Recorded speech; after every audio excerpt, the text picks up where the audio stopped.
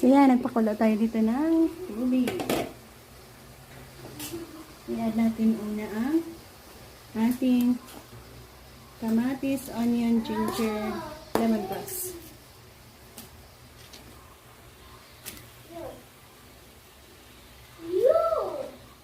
Yan, pakuluan natin yan at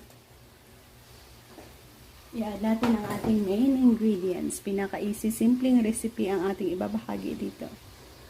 So yan, habang tayo ay nagpapakulo dyan, pwede din tayong gumawa dito ng fried fish sa kabila.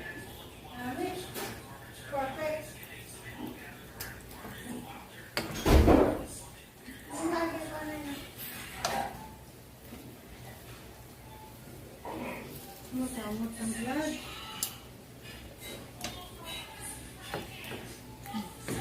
Ubos na lang. Ha? Ubos. Ayan, pwede na rin tayong mag-add ng main fish natin dyan. Ang ating green shell pala ang ating recipe for today. Masarap na green shell.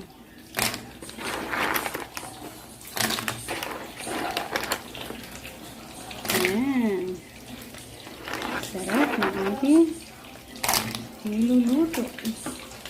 Combination na naman ng masarap na agahan natin ang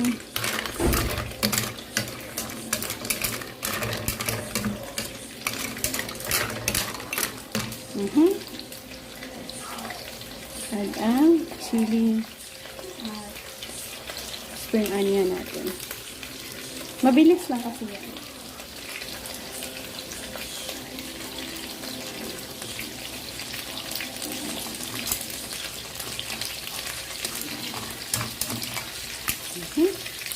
Cover and wait again. Few minutes. Tayo na konting asin at konting vinegar na rin. Konti lang.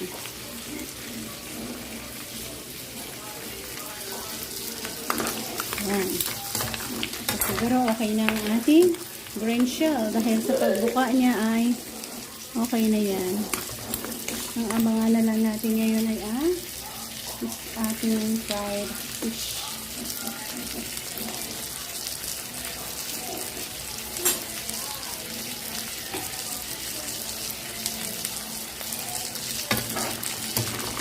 At natikman natin.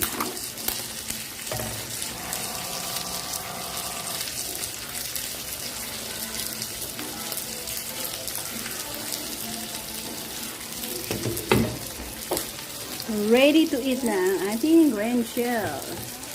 Next na ating aabangan na lang ay ang pritong isda na ito. Hopefully dito na tayo mag-end. Hopefully kayo rin mayroong masarap na agahan. Thank you for joining us. Bye-bye and happy eating.